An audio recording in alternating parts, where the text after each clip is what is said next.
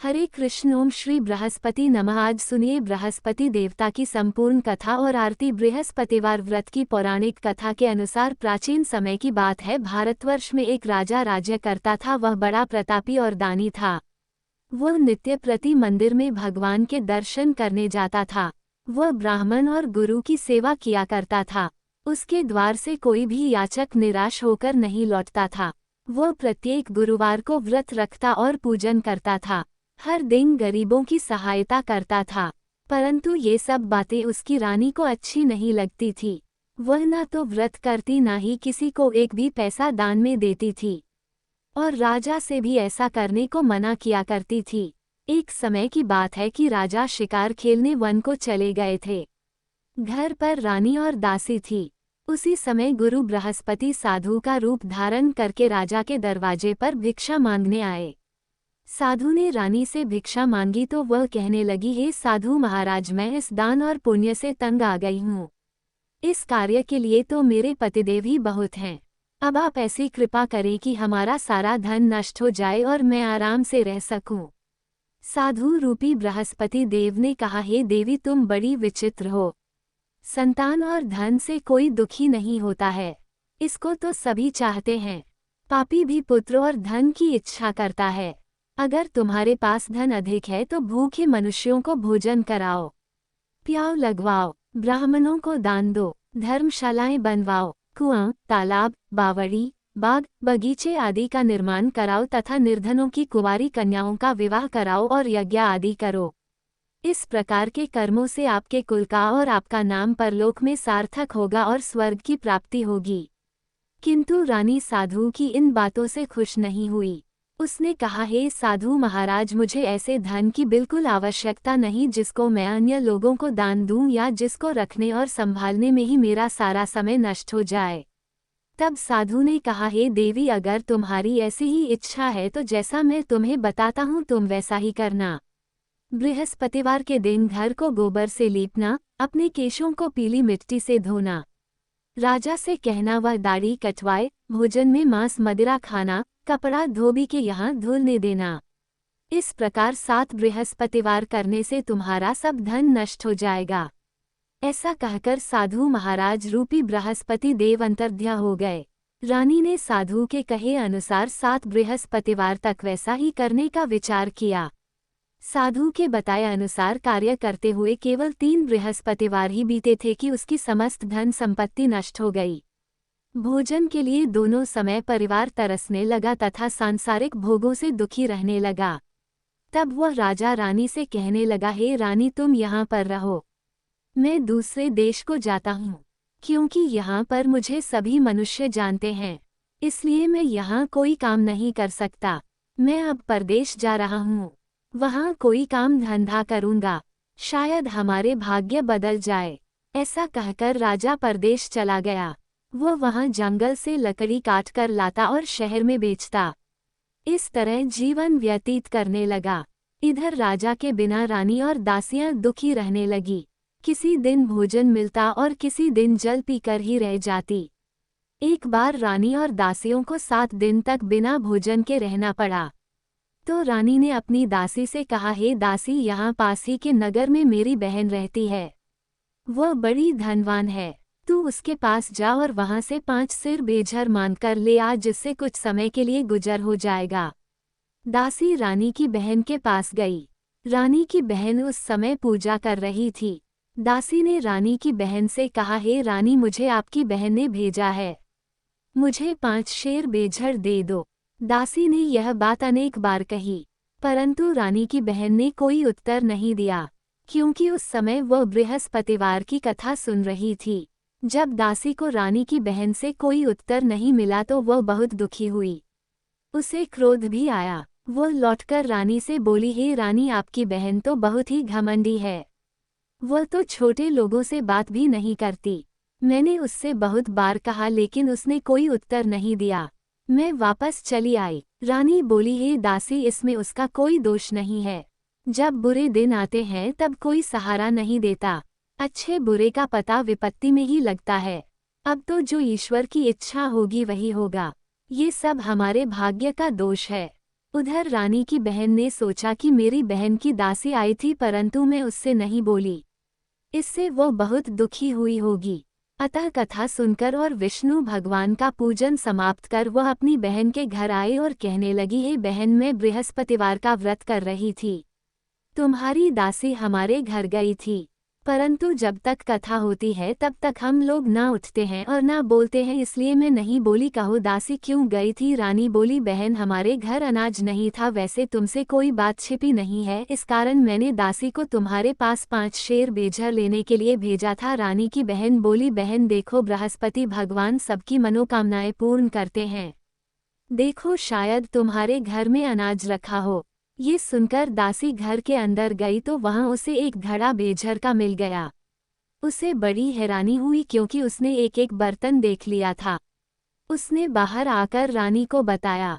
दासी अपनी रानी से कहने लगी, हे रानी देखो, वैसे हमको जब अन्न नहीं मिलता तब हम रोज व्रत ही तो करते हैं, अगर इनसे व्रत की विधि और कथा पूछ ली जाए तो उसे हम भी किया करेंगे। दासी के कहने पर रानी ने अपनी बहन से बृहस्पतिवार व्रत के बारे में पूछा।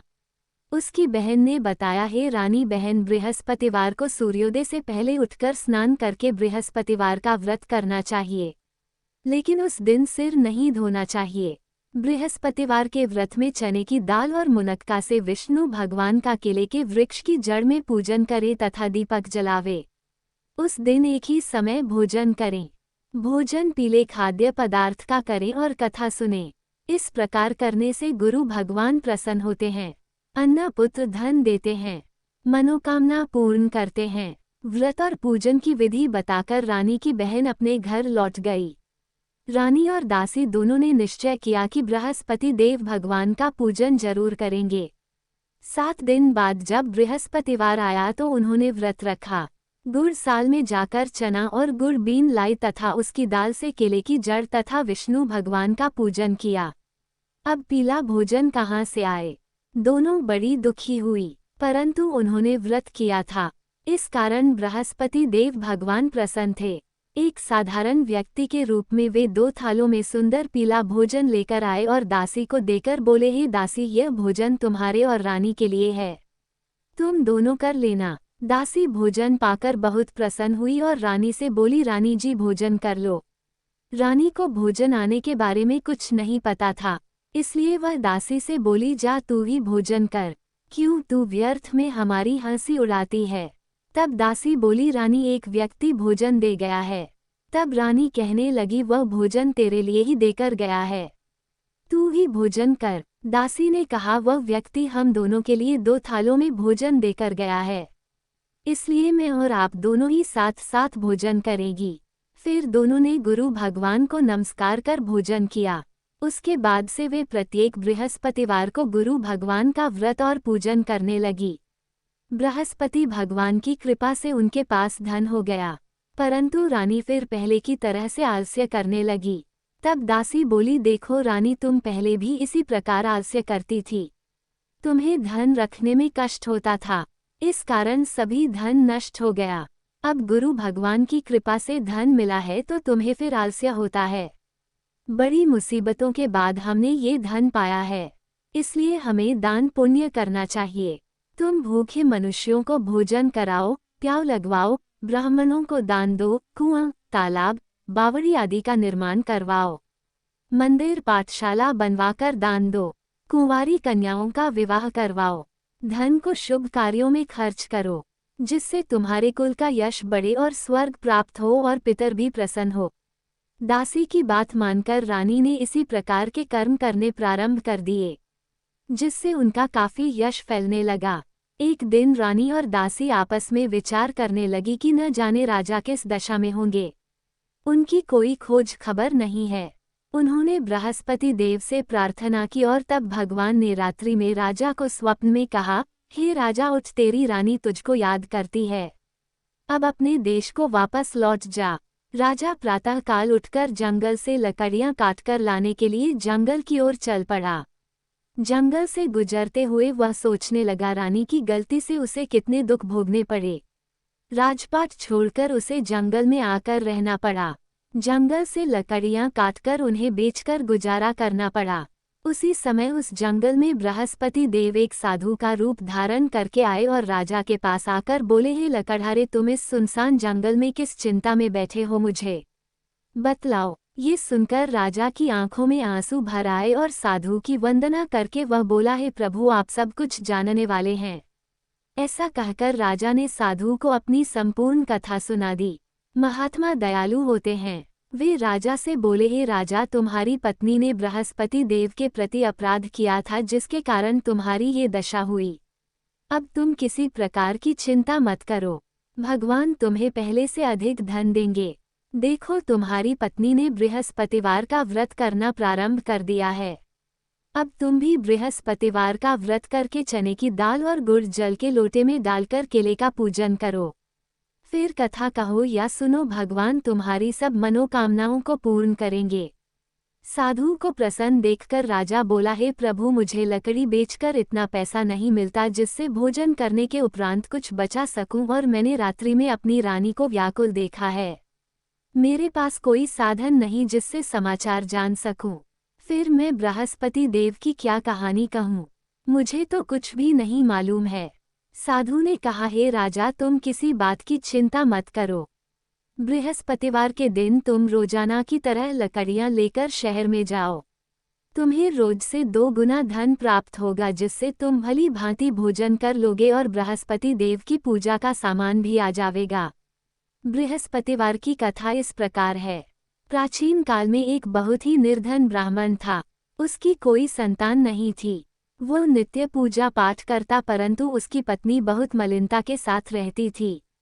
वह न तो स्नान करती और न किसी देवता का पूजन करती थी। प्रातःकाल उठते ही सबसे पहले भोजन करती, बाद में कोई अन्य कार्य करती। ब्राह्मण देवता बहुत दुखी रहते थे। पत्नी को बहुत समझाते, किंतु कोई परिणाम नहीं निकलता। भगवान की कृपा से ब्राह्मण की पत्नी के कन्या उत्पन्न हुई। वह कन्या अपने पिता के घर में बड़ी होने लगी। वह बालिका प्रातः स्नान करके भगवान विष्णु का जप करती। वह बचपन से ही बृहस्पतिवार का व्रत भी करने लगी थी। पूजा पाठ समाप्त कर स्कूल जाती तो अपनी मुट्ठी में जौ भरकर ले जाती और पाठशाला जाने के मार्ग में डालती जाती। वही जौ सोने के हो जाते तो लौटते समय उनको बिनकर घर ले आती। एक दिन वह बालिका सूप में उन सोने के जौ को फटक कर साफ कर रही थी। तभी उसकी माँ ने देख लिया और कहने लगी, हे बेटी, सोने के जौ को फटकने के लिए सोने का सूप होना चाहिए। दूसरे दिन गुरुवार था। उस कन्या ने व्रत रखा और बृहस्पति देव से प्रार्थना करके कहा, हे प्रभु, यदि मैंने सच्चे मन से आपकी पूजा की हो तो मुझे सोने का सूप दे दो। बृहस्पति देव ने उसकी प्रार्थना स्वीकार कर ली। रोजाना की तरह वह कन्या जौ फैलाती हुई पाठशाला चली गई। पाठशाला से लौटकर जब वह जौ बीन रही थी तो बृहस्पति देव की कृपा से उसे सोने का सूप मिला। उसे वह घर ले आए और उससे जौ साफ करने लगी, परंतु उसकी माँ का वही ढंग रहा। एक दिन की बात है, वह कन्या सोने के सूप में जौ साफ कर रही थी। उस समय उस नगर का राजकुमार वहां से होकर निकला। इस कन्या के रूप और सोने के सूप में जौ को साफ करते देखकर वह उस कन्या पर मोहित हो गया। राजमहल आकर वह भोजन तथा जल त्याग कर उदास होकर लेट गया। राजा को जब राजकुमार द्वारा अन्न जल त्यागने का समाचार मिला तो अपने मंत्रियों के साथ वह अपने पुत्र के पास आया और बोले, हे बेटा, तुम्हें किस बात का कष्ट है? किसी ने अपमान किया है अथवा कोई और कारण है? मुझे बताओ, मैं वही करूँगा जिससे तुम्हें प्रसन्नता हो। तब राजकुमार ने अपने पिता की बातें सुनी और बोला, मुझे आपकी कृपा से किसी बात का दुख नहीं है। किसी ने मेरा अपमान नहीं किया है, परंतु मैं उस लड़की के साथ विवाह करना चाहता हूँ जो सोने के सूप में जौ साफ कर रही थी। ये सुनकर राजा आश्चर्य में पड़ गया और बोला, हे बेटा, इस तरह की कन्या का पता तुम ही लगाओ। मैं उसके साथ तुम्हारा विवाह अवश्य ही करवा दूंगा। राजकुमार ने राजा को उस लड़की के घर का पता बतलाया। मंत्री उस लड़की के घर गया और राजा का आदेश ब्राह्मण को सुनाया। कुछ ही दिन बाद ब्राह्मण की कन्या का विवाह राजकुमार के साथ संपन्न हो गया। कन्या के घर से जाते ही उस ब्राह्मण देवता के घर में पहले की तरह गरीबी का वास हो गया। अब भोजन के लिए भी अन्न बड़ी मुश्किल से मिलता था। एक दिन दुखी होकर ब्राह्मण अपनी पुत्री से मिलने गया।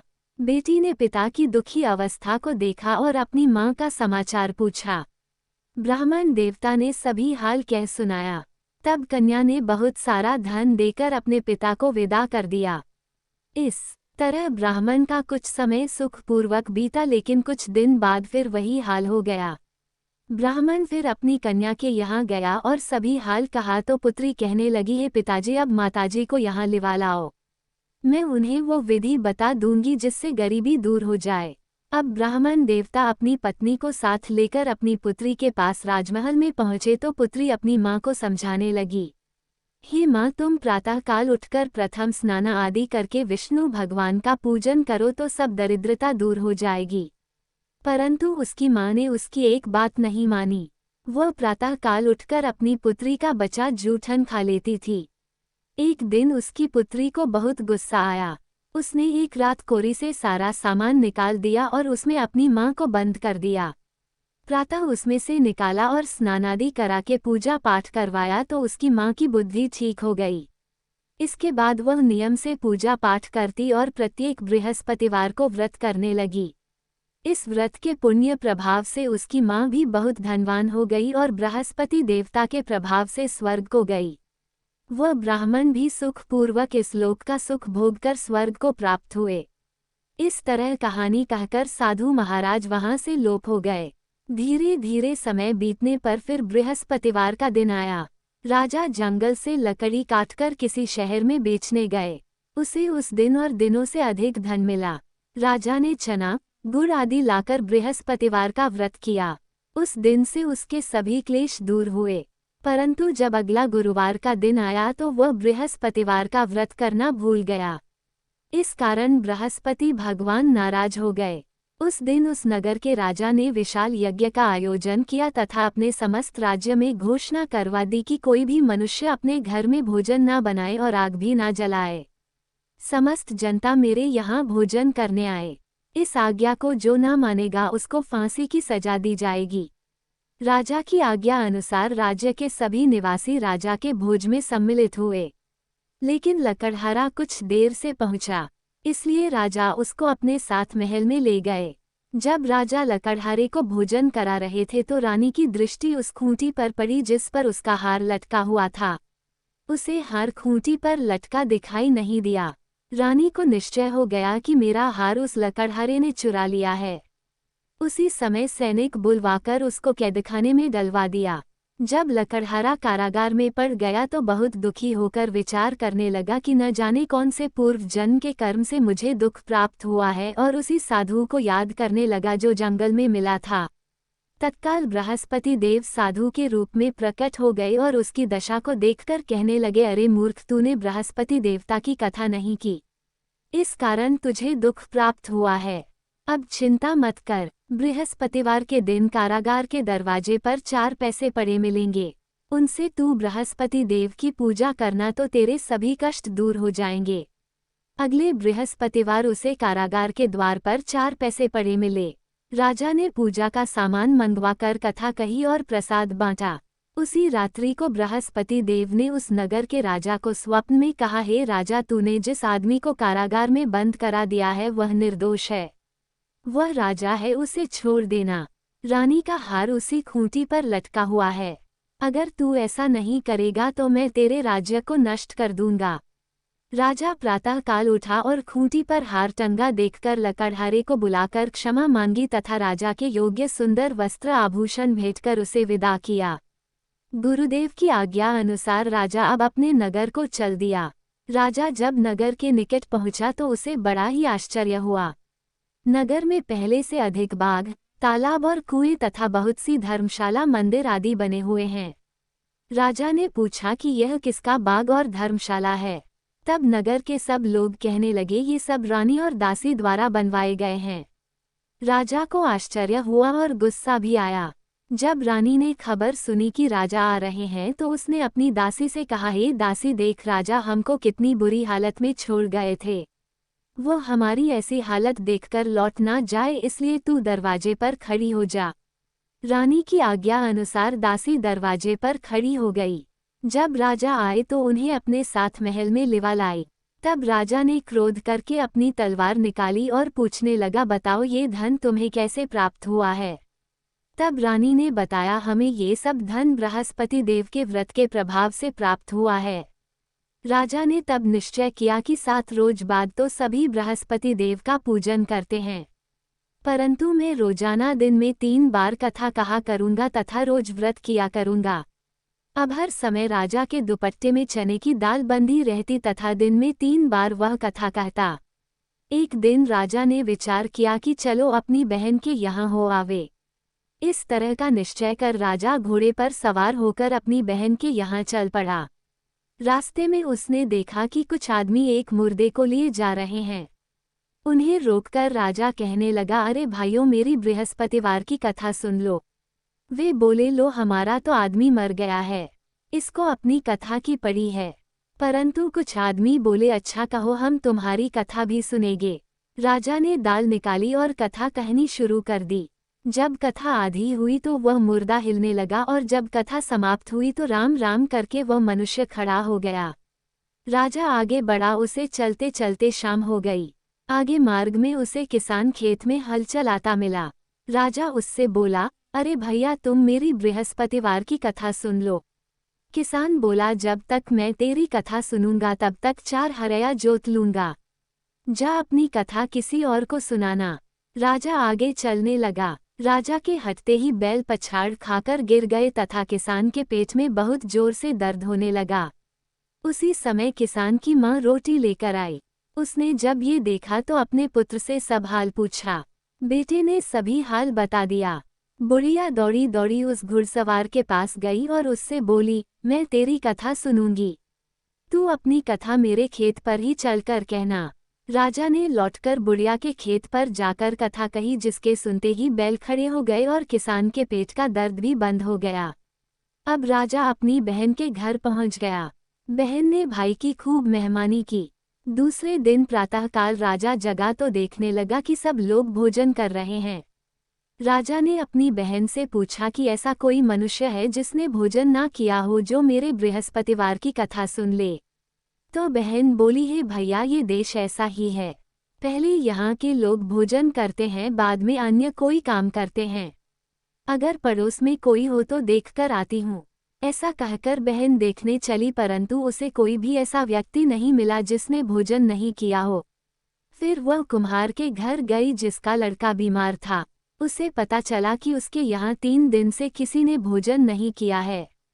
रानी ने अपने भाई की कथा सुनने के लिए कुम्हार से कहा तो वह तैयार हो गया। तब राजा ने जाकर बृहस्पतिवार की कथा कही, जिसको सुनकर उसका लड़का ठीक हो गया। अब तो राजा की प्रशंसा होने लगी। एक दिन राजा ने अपनी बहन से कहा, हे बहन, अब मैं अपने घर जाऊंगा, तुम भी तैयार हो जाओ।